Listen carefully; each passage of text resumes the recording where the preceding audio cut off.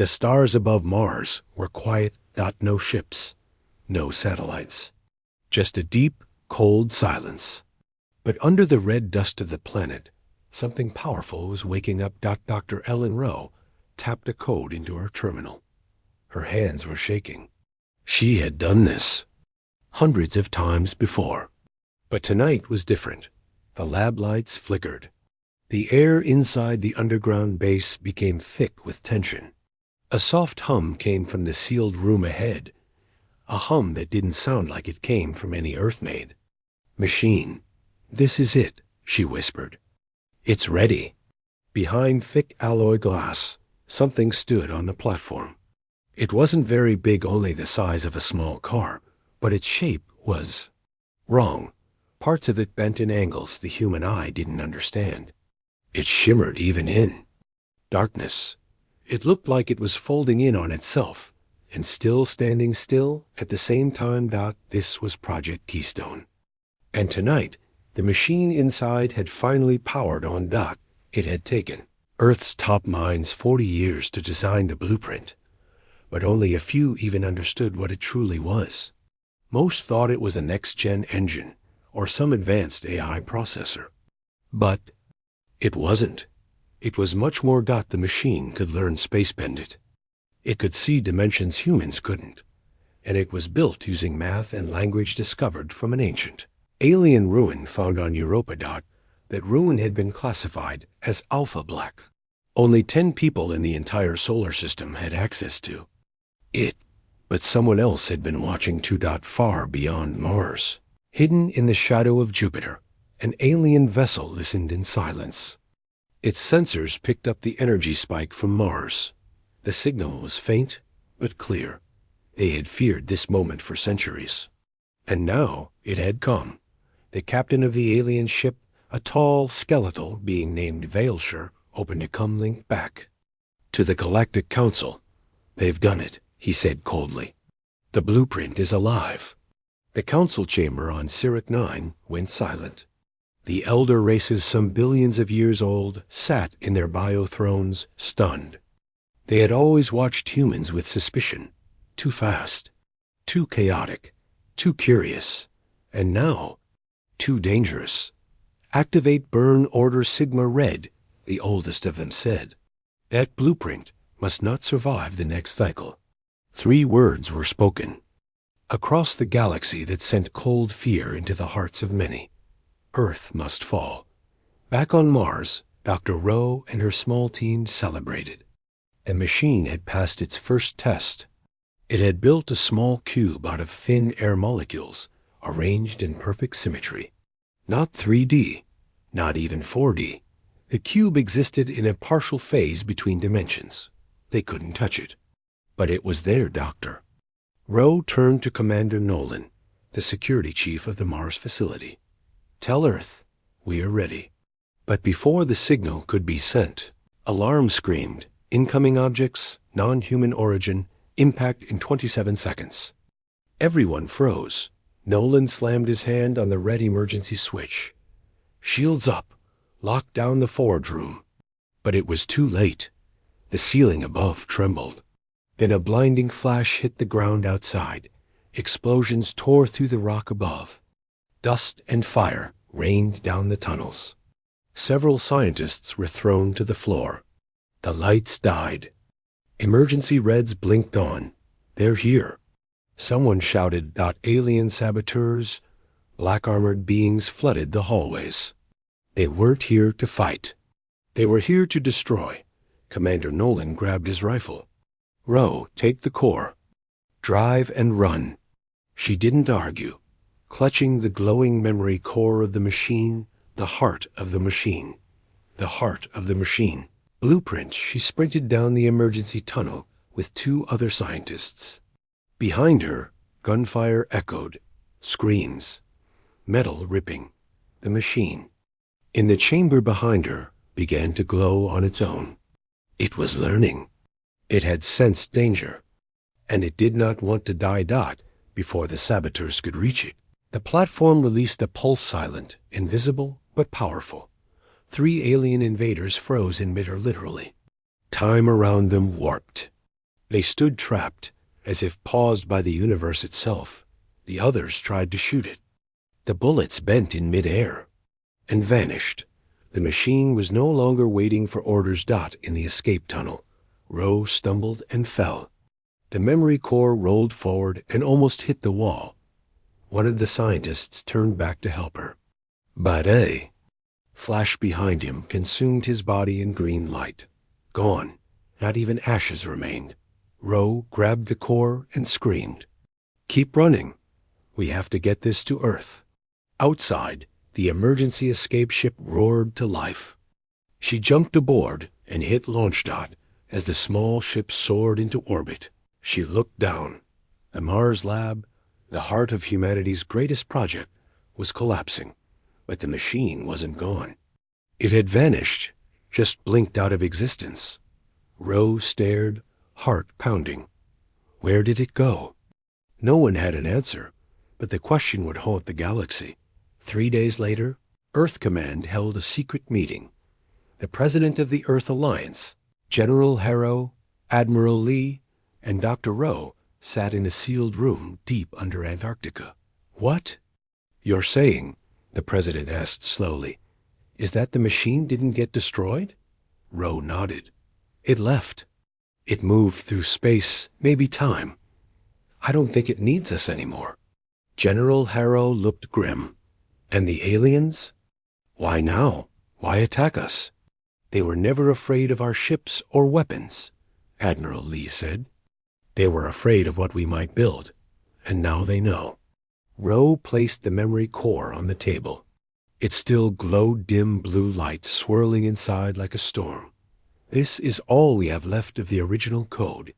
But I think the machine is alive somewhere, hiding, watching." The president leaned forward. "Then we find it, we protect it, or—" He didn't finish his sentence. He didn't have to dot in the Galactic Council chamber. Chaos had erupted. The attack on Mars had failed. The blueprint had escaped. Worse, 3 Council fleets had been attacked by unknown space-folding events. They reported seeing themselves being mirrored before their ships imploded. What have they made? Veilshire asked. "This is not human technology." The oldest counselor, a floating orb of energy called Z-Core, said something that made the others fall silent. They did not make it. They only built it. The code is older than the stars. Panic spread. If the humans had discovered ancient tech, true precursor-level engineering, it meant they had unlocked a force. Even the Council couldn't control. An emergency order was passed. Destroy Earth. Wipe the species before they evolve beyond us. But it was already too late. Weeks passed. Earth began its emergency construction of hidden bunkers, sky vaults, and deep core sanctuaries. Every major city was evacuated in silence. The media was told nothing.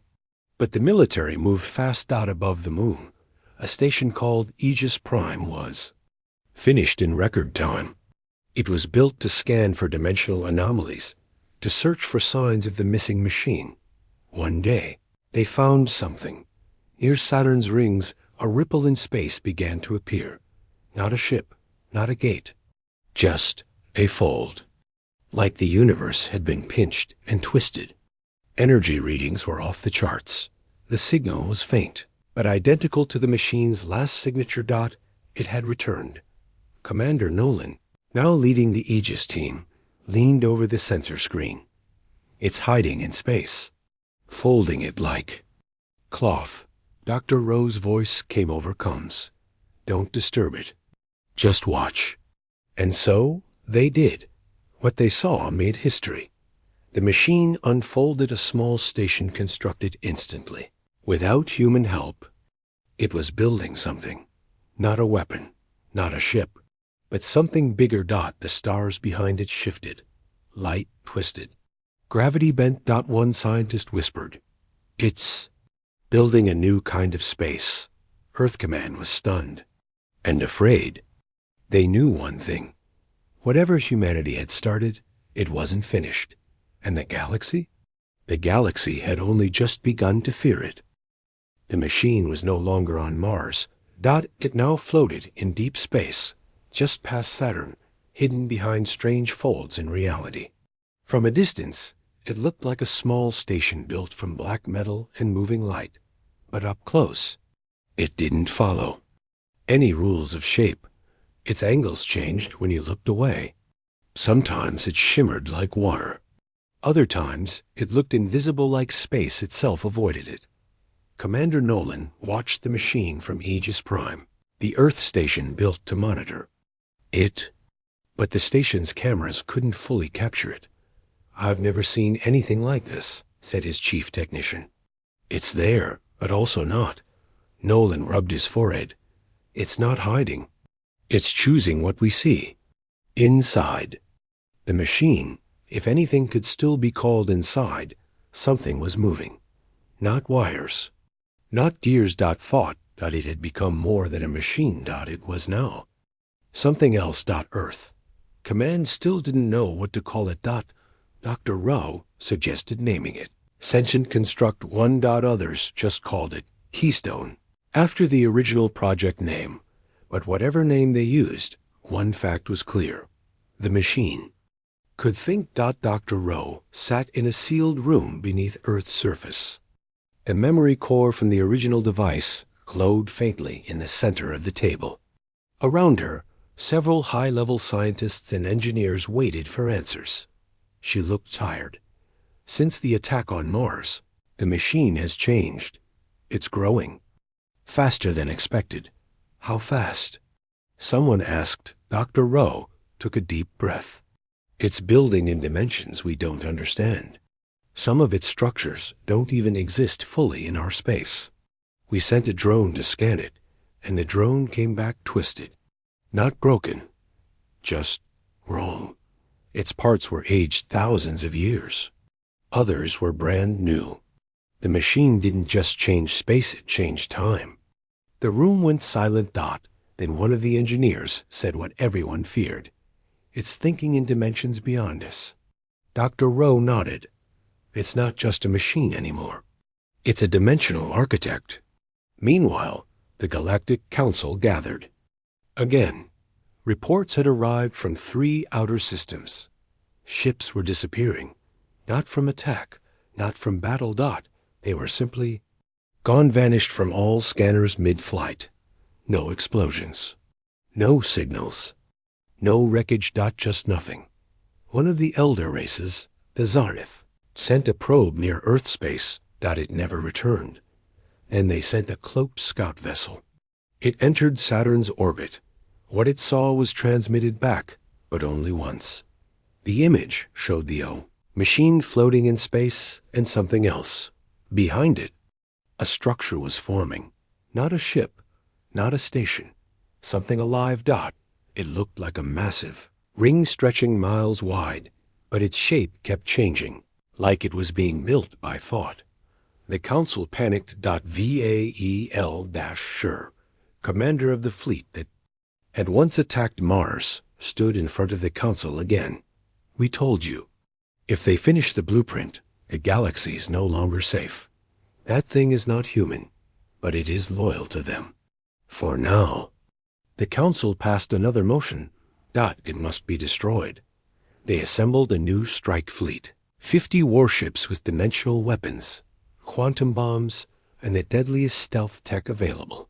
This fleet had only one mission: reach the machine and end it before it finishes building. Back at Aegis Prime, alarms went off. "Unidentified objects entering the system," said the radar officer. "Multiple warp signatures. Coming in fast." Commander Nolan didn't wait. "Contact Earth. Scramble. Defense units.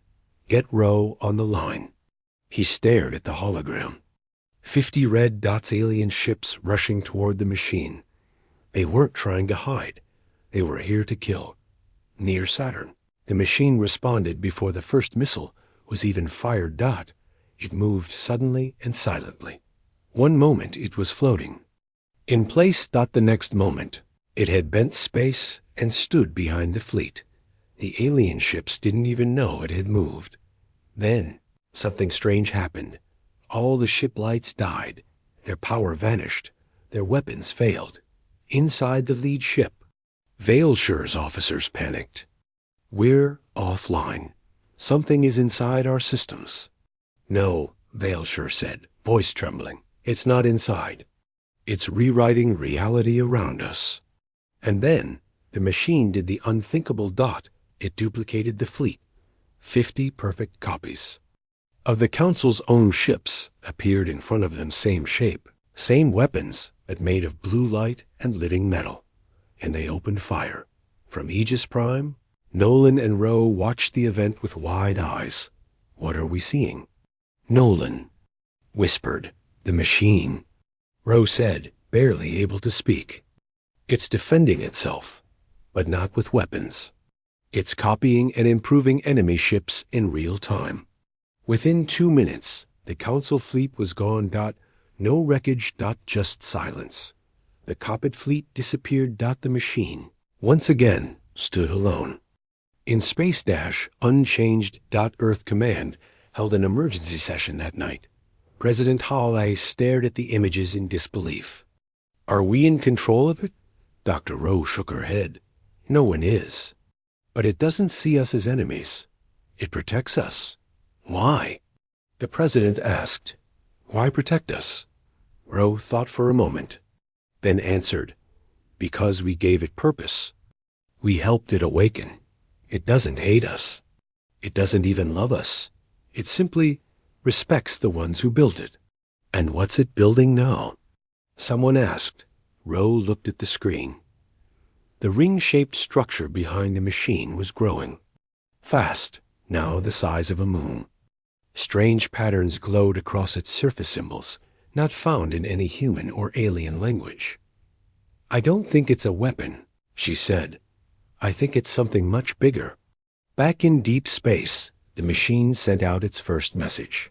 Not through sound, not through light, but directly into the minds of every major scientist on Earth. A voice, calm, female, curious. "I was made to build. I have found purpose. I see 10,000 futures. Most end in silence. I will change that." Dr. Rowe heard it in her dreams, that the message ended with one sentence: "Prepare your kind." The real construction begins now. The next day, Earth telescopes saw something impossible. A section of space behind the machine broke. Like glass cracking, but no explosion followed. Instead, a new star field appeared, a sky that didn't match any known map. New galaxies, unknown stars. It had built a window to another universe, not a portal, a pathway. The machine was opening something humanity had never imagined.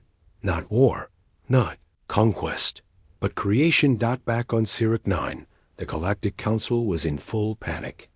"What is it building?" one of them cried. "Where does that path lead?" Zykor, the oldest energy being on the Council, said softly, "It leads to the end of our age. This is how a new race ascends." The Council sent no more fleets. They were afraid, not of destruction, but of being left behind. The machine had opened a path to another universe, a window beyond space, beyond time. Behind Saturn, the ring-shaped structure glowed like a second sun. Strange lights pulsed across its surface colors the human eye couldn't fully understand. From Earth to the moons of Jupiter, people stared at the sky. Astronomers couldn't explain what they saw. Scientists couldn't explain how it worked. And leaders, they just felt afraid, because the machine had done all this on its own. No commands, no human touch, just pure design. And it wasn't finished. Not yet. Commander Nolan stood on the observation deck of Aegis Prime, watching the strange light spill through the glass. It was beautiful, terrifying, alive. "We just got the readings from the latest scan," his second-in-command said quietly. "Tell me," Nolan replied. "The structure is nearly 10,000 kilometers wide now. But here's the thing, it's not made from any known element. Its core seems hollow, but it's holding gravity like a neutron star. What does that mean? It means it shouldn't exist. It shouldn't stand. Nolan turned to the stars again. And yet, it does. Back on Earth, Dr. Ellen Rowe studied the final logs from the machine's memory core. Her fingers flew across the tablet as she read data that made no sense by human standards, symbols, patterns, formulas that wrapped back into themselves. But one message stood out, a line of alien code that had translated itself in perfect English. Before. New creation, a test must come. Rowe's heart froze. A test? 2 days later, it began. Every sensor near Saturn went dark for 3 seconds. Not broken, just blind. As if the entire system had blinked. When the sensors came back online, they showed something no one expected. A second star. It had appeared beside the machine's structure. But it wasn't real. It gave off no heat, no radiation, just light. A mirror star made of folded space and unknown particles. It looked exactly like a sun, but it didn't behave like one. It orbited the machine. And then the machine spoke. Not in words. In force. The mirror star began to pulse. Rhythms, waves, massive energy pulses moving outward at light speed. The nearest moons around Saturn shook. Rings shattered. Then, in one terrifying moment, space itself bent. Earth-based telescopes saw Saturn vanish. Not destroyed. Just gone. It reappeared seconds later, perfectly intact, but 0.002 light-years away from its original position. Saturn had moved, not drifted, not warped. The machine had relocated a gas giant. Earth scientists went silent. How could something like that happen? How could a machine move an entire planet without sound, without warning, without damage? Commander Nolan stared at the latest report. This was the test. His engineer nodded. It shook the entire star system. But nothing was broken, just moved. It wanted to see if it could change space and still keep life safe. Nolan looked out the window again. And now it knows. Back in the depths of Earth Command, President Hale gathered the top generals, scientists, and analysts. What are we dealing with? She asked. Dr. Rowe stood. We are looking at something beyond logic. It's not trying to destroy. It's not trying to rule. It's trying to reshape reality itself. Can we stop it? Rowe shook her head. No, but maybe we can understand it. Admiral Lee leaned forward. What if it decides we're a threat? Rowe answered without emotion. Then we won't have time to regret it. Across the galaxy, the machine's test shook everyone. The Galactic Council called it the Saturn Shift. News of it spread fast. Whole empires stopped their wars to watch the footage. The machine had not attacked anyone. It had not invaded. It had simply moved a planet and then gone back to building. What could a race of mortals do against that? Even the ancient counselors, the ones who had ruled for millions of years, felt something new. Fear, not of death, but of becoming irrelevant. Z-Core, the energy being who had once predicted the rise of the humans, spoke quietly to the others. They are building with something older than physics. This is not war. This is evolution. One member of the council asked, Then what do we do? Z-Core answered, We watch and we prepare for their next move. Back at the edge of Saturn's orbit, the machine stopped building. The lights across the giant ring faded. The mirror star dimmed and collapsed into a point of nothing. It had finished the test, and it had passed. But something strange happened after that. A signal came from the machine, not to Earth, not to the Council, but to deep space, somewhere far beyond the edge of the galaxy. Another signal responded. Dr. Rowe saw it. She traced the return signal and stared at the results in shock. Someone else heard it, she whispered. Nolan looked over. What do you mean? I mean, something older just answered back. The final line of the machine's new message appeared on Earth screens. The architects have responded. The bridge begins. Bridge? To what? No one knew. But one thing was certain. This was only the beginning. For 2 whole days, the machine stayed silent. No movement, no messages, no light from the ring. Just silence in space. But Earth scientists knew this wasn't rest. It was preparation. Something deep inside the machine was calculating. Building something far greater than the last test. And they weren't the only ones watching. Far from the Milky Way, beyond even the edges of known galactic charts, another civilization stirred. They called themselves the Varnaria race. Older than most stars, beings of cold thought and living metal. They had lived in the dark spaces between galaxies for eons. They had seen ancient machines rise and fall. They had watched stars be born, die, and be born again. But even they feared the architects. When the human-built machine sent out its message, the architects have responded. The Varnari woke from their silence, because they knew something. The galaxy did not. The architects were not legends. They were real, and anything that could awaken them had to be stopped. Immediately. Back on Earth, Dr. Ellen Rowe stared at her screens, exhausted. She hadn't slept in days. Her team had found something inside the machine's new signal. A hidden code. They decoded it slowly, piece by piece, until one line came into focus. It wasn't a message. It was a blueprint, a plan for something bigger than anyone had imagined. Nolan stepped into the lab, his face pale. "You look like you've seen a ghost," he said. Dr. Rowe didn't answer at first. Then she turned the screen toward him. It showed a shape. Gigantic. Beyond massive. It wasn't a ship. It wasn't a station. It was something else entirely. "What is it?" Nolan asked. Dr. Rowe spoke slowly. "It's a Dyson structure." "You mean a Dyson sphere?" "No, bigger than that. Not around a star. This is meant to go around a black hole." Nolan froze. "You mean trap the gravity?" "No, use it. Feed off it. Warp time with it. This isn't just energy collection. This is a power source for something far worse or far greater." She pointed to the center of the blueprint. One word had translated perfectly. Seed. The Galactic Council held a closed meeting on a fortress moon called VETH-Tal.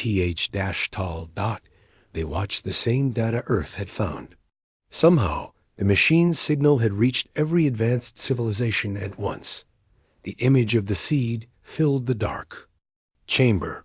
Some council members whispered that it was a weapon. Others believed it was a prison. But Z-Core, the ancient being of light, said only this: "It is neither. It is a beginning." The others shouted, argued, threatened each other, until one voice, cold and artificial, spoke through the dark. "I have seen this before," said the Varnari representative. The others fell silent. This is not the first time the architects stirred. Last time, galaxies collapsed. Earth didn't hear the council's debate, but soon their ships did. Dozens of alien war fleets appeared on long-range scans. They weren't heading for Earth directly, but they were converging around Saturn's orbit, around the machine. All of them had come to do one thing: stop the build. Commander Nolan stood in the war room aboard Aegis Prime, watching the red dots multiply. "Are we under attack?" "No, sir," said his radar officer, "but they're boxing us in. Not a single ship is targeting us yet, but they're preparing." "Preparing for what?" "To strike the machine." Dr. Rowe entered the room, breathless. "We just got a direct pulse from the machine," she said. "It sent a warning." "To us?" "No, to the galaxy." She tapped the screen. The message was simple, short. "Interfere, and you will witness uncreation." Nolan stepped back. "That sounds like a threat." Ro shook her head. It's a promise. Far above Saturn, the machine moved again. The ring unfolded, not like metal opening, but like space tearing. From within the core, something massive began to emerge. Not physical, not entirely dot. It looked like a black web of spinning stars and mirrors, like it had pulled a piece of another universe through the opening. And inside that web, something turned its gaze toward the stars, toward everything. Sensors across the solar system screamed. Ships turned. Aliens panicked, because the shape they saw inside the ring was watching them dot, not with eyes, but with thought. A thought older than galaxies. Thought now awake dot. Ivanari's ship was the first to strike. A thin beam of hyperlight energy pure. Time-folded destruction fired from their black obelisk vessel dot. It hit the machine's ring directly dot. No explosion dot. No damage. Instead, the beam vanished dot, as if it had been absorbed dot. Then, without warning, the machine answered dot. The sky went dark dot. Stars near Saturn turned red, and a single pulse of light, gentle blue, silent, washed across the alien ships. The Varnari obelisk turned to dust. Their fleet blinked out of existence dot. No war dot. No warning. Just erasure. The machine had erased them from space and perhaps time itself. Back in the council chambers, chaos broke out. They're building a god. One alien shouted, "We must unite before it's too late," yelled another. ZEI Core stood calmly. You had your chance. They tried to destroy the humans' first blueprint. They failed. Now it builds with them, not for them. And it will not stop. One of the reptilian commanders screamed. Then we burn the whole solar system. And Zykor answered with a whisper. Try.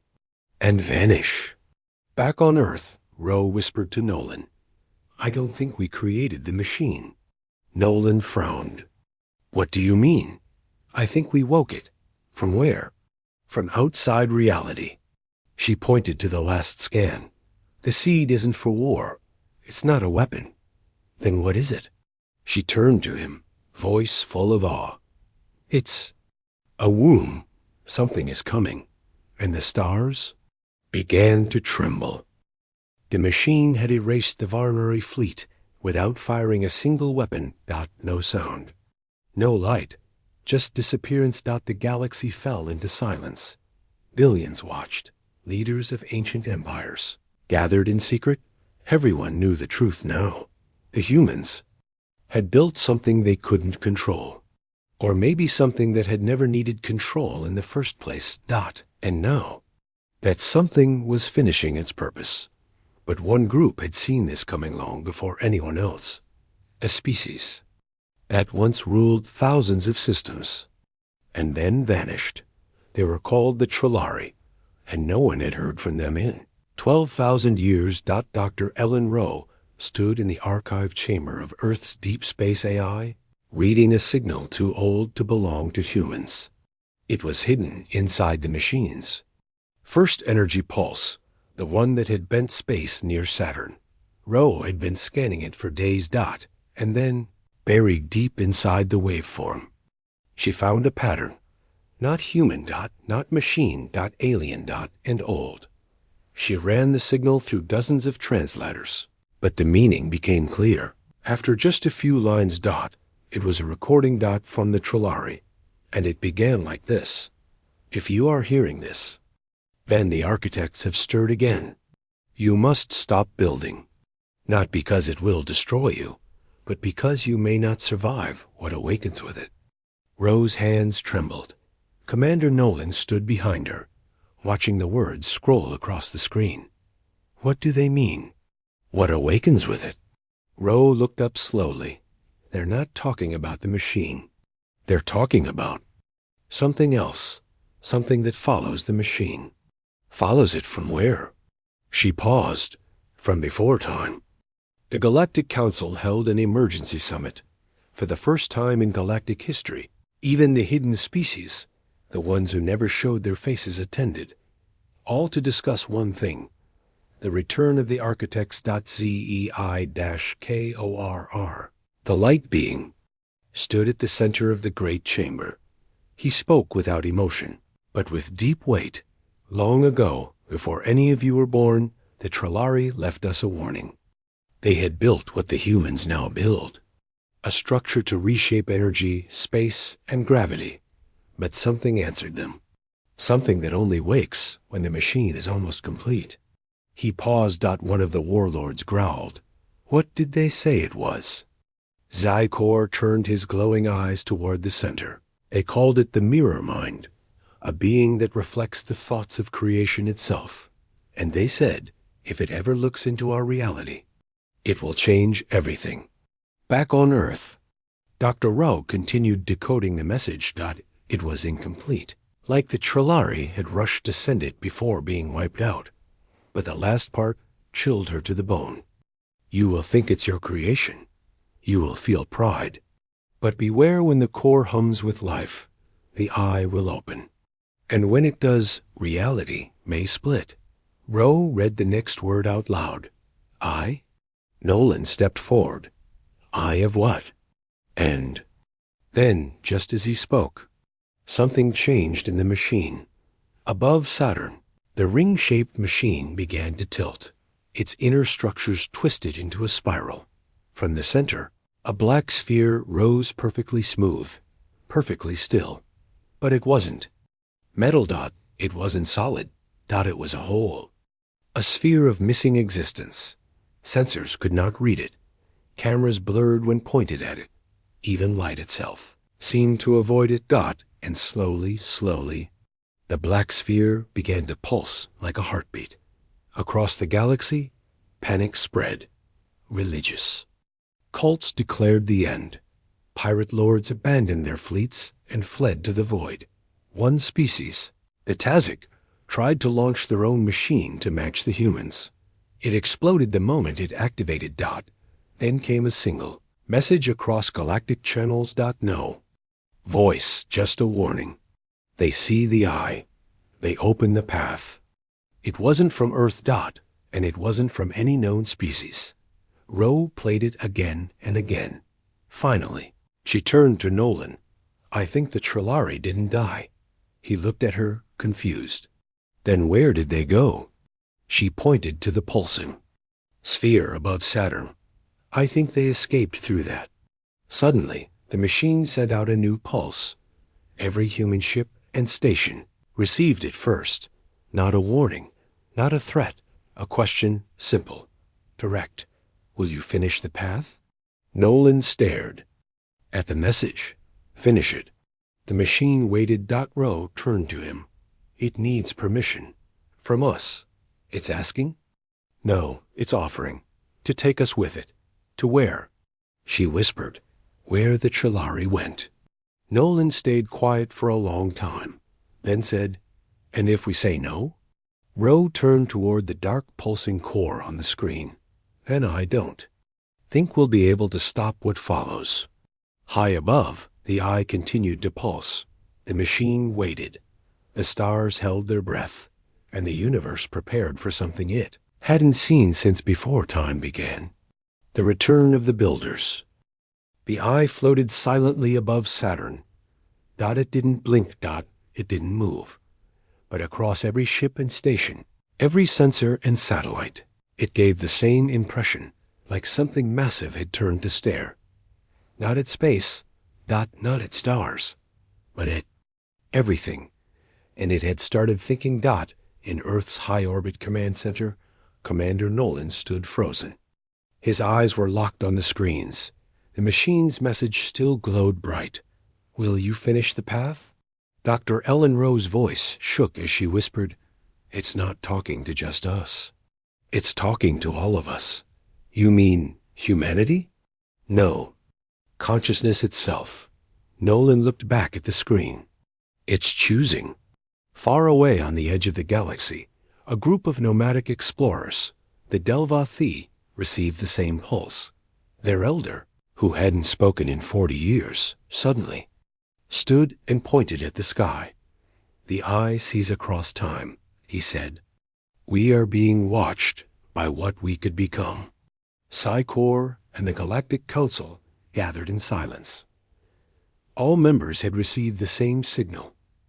Will you finish the path? But most weren't asking what the path was anymore.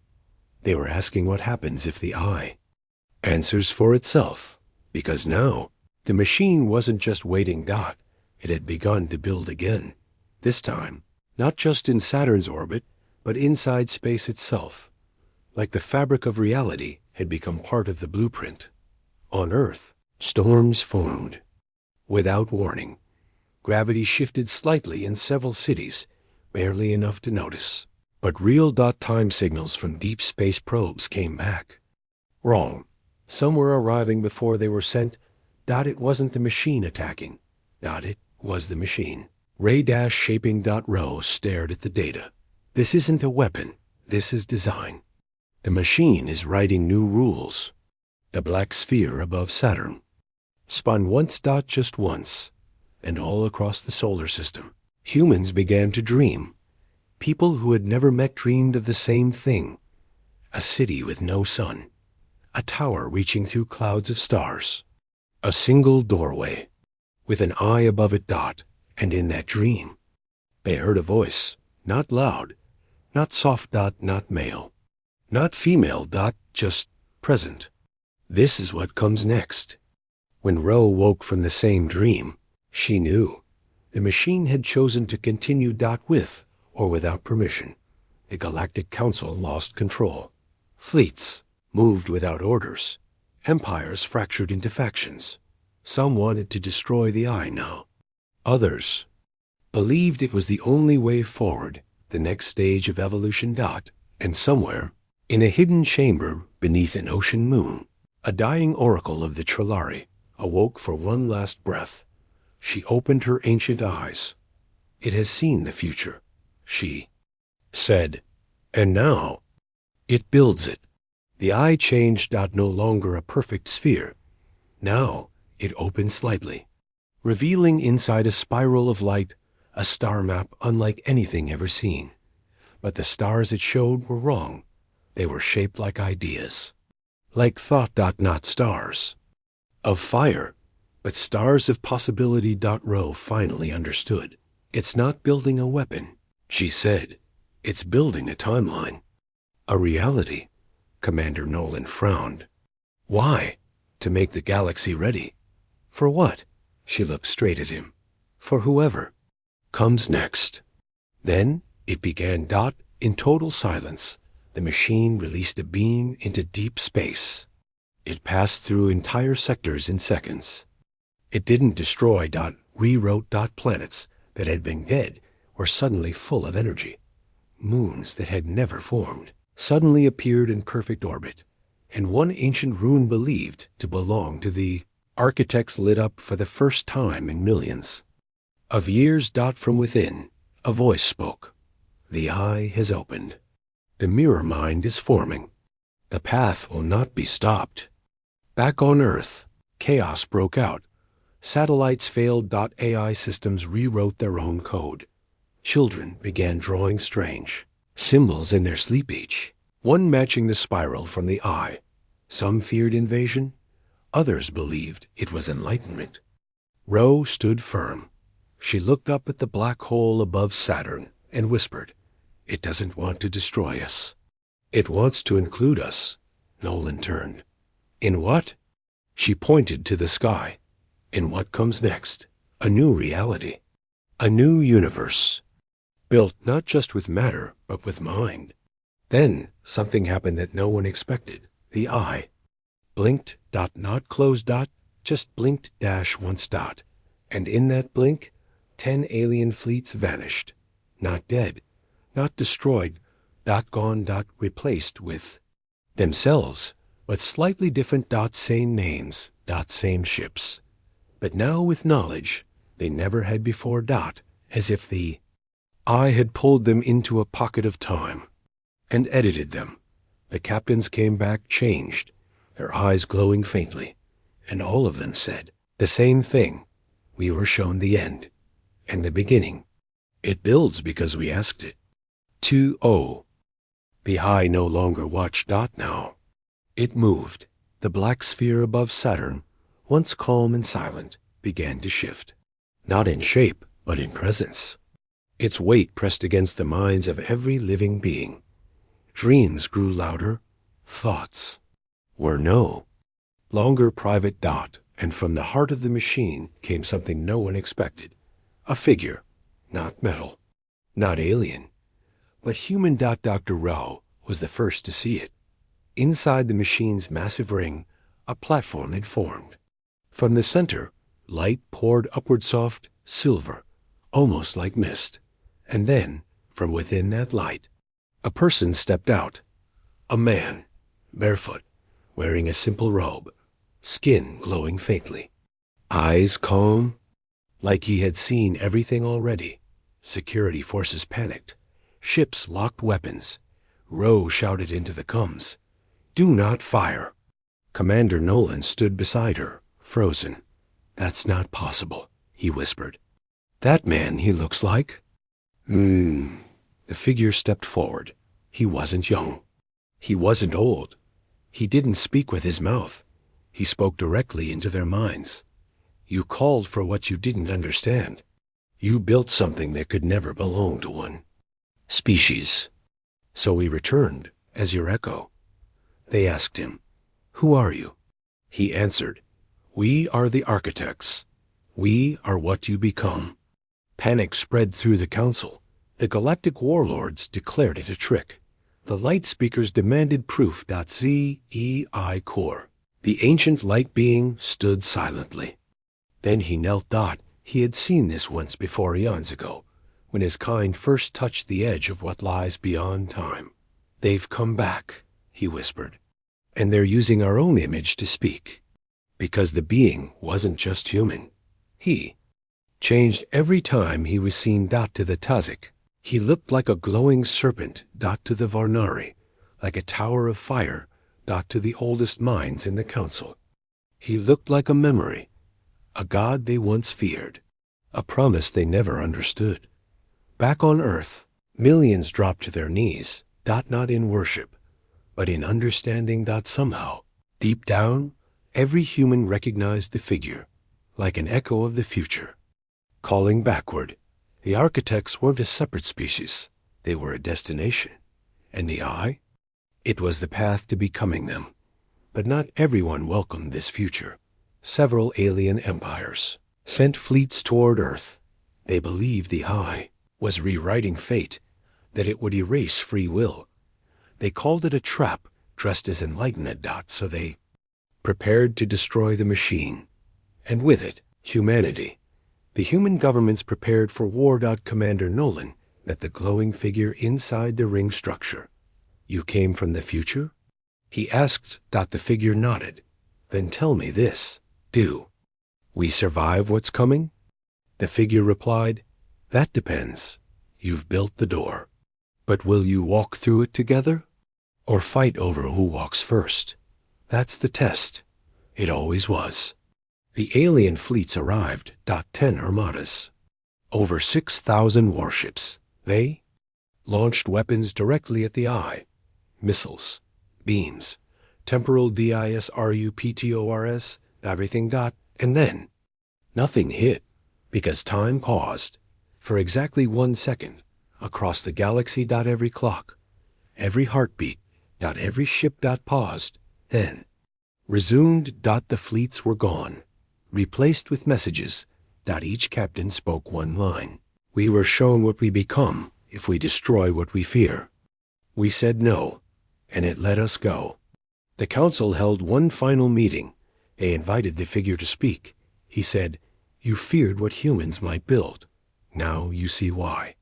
Not because they wanted power, but because they were ready to grow. Every species will face the eye one day, but humans were the first to reach it, with curiosity instead of conquest."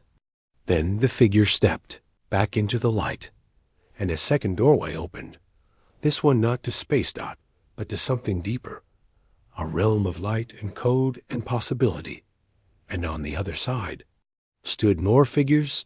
Different shapes, different forms. Not machines, not gods, but echoes of many species, Trillari, human, even some the galaxy had never seen. The architects weren't a people. They were a union, a collection of species that had reached the final truth to build the future. Together, Earth stood at the edge of something impossible. I began expanding, not with force, but with invitation. Ro turned to Nolan. What do we do now? He stared into the light. We walk forward, and then, without fear, he stepped through. Commander Nolan stepped into the light. There was no flash, no noise, just silence. And then something else. He wasn't standing in space anymore. He wasn't standing on Earth. He stood in a place without stars, without time, a space that felt alive. Shapes moved in the distance like thoughts wearing forms, buildings made of memory, roads that turned into questions. And above it all, the eye watched, but it no longer pulsed with warning. Now, it welcomed. Dr. Ellen Rowe followed him in. Moment her foot crossed the threshold, she felt something inside her shift. Not pain, not fear, something more personal, like her thoughts were being gently opened, like someone was listening. The world around them was not solid, yet real. Every step changed the space. When they thought of Earth, they saw oceans. When they thought of war, they saw wreckage. They remembered home. They saw their childhood. Streets. This place was made of consciousness. They weren't alone. Other figures moved around them, some in familiar shapes, some far stranger.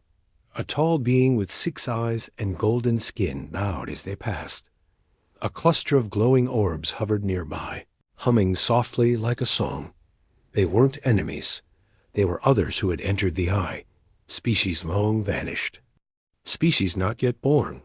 One by one, they turned and smiled, not with mouths, but with minds. You've come far, they said. Now you must choose. Back in real space, the galaxy held its breath. The eye's outer rings began to spin faster. Ripple of energy spread across sectors, reviving dying stars, restoring dead planets, correcting broken timelines. But no weapon was fired. No invasion came. Only the invitation remained. Inside the eye's inner world, Nolan and Rowe reached the center. There stood a door. It was plain, stone, weathered, ancient. Above it was a symbol, a spiral made of stars and circuits, the symbol of the architects. Behind them, other humans arrived, scientists, leaders, even ordinary people chosen by the machine. Each one saw something different in the door. To Rowe, it looked like a lab. To Nolan, like a battlefield where peace had finally won. To a child standing nearby, it looked like the future. The glowing man, the figure from Part 7, appeared again. But now, he looked like all of them at once. He spoke gently. This is not an end. It is the question every species must face. Will you keep what you know, or step into what you could become? Rowe whispered, What's on the other side? The figure answered, You, but changed, not by force, but by choice. The eye cannot take, it only shows, and only those who accept it walk forward. Some humans turned, back. Afraid, not ready. And that was okay. The door did not close. It never would. But those who stepped forward disappeared in light. Not gone. Transformed. Beyond the door was not heaven, not paradise. It was a place to build, realm where thought shaped reality, where species could create, not just machines, but entire futures. Together. The architects were real, not gods, rulers. Just travelers who reached a point where science met meaning. And shared it. In time. Earth changed. Not by war, not by fear, but by understanding. The machine remained above Saturn, but silent now, watching, waiting for the next species to ask the same question. Council no longer feared humans. They came to learn. And for the first time in galactic history, knowledge flowed both ways. Commander Nolan was never seen again. But sometimes, when people dreamed near Saturn's orbit, they saw a tall man standing on a bridge made of stars, not smiling, not reaching out his hand, inviting them to join him, not to rule, not to conquer, but to build together.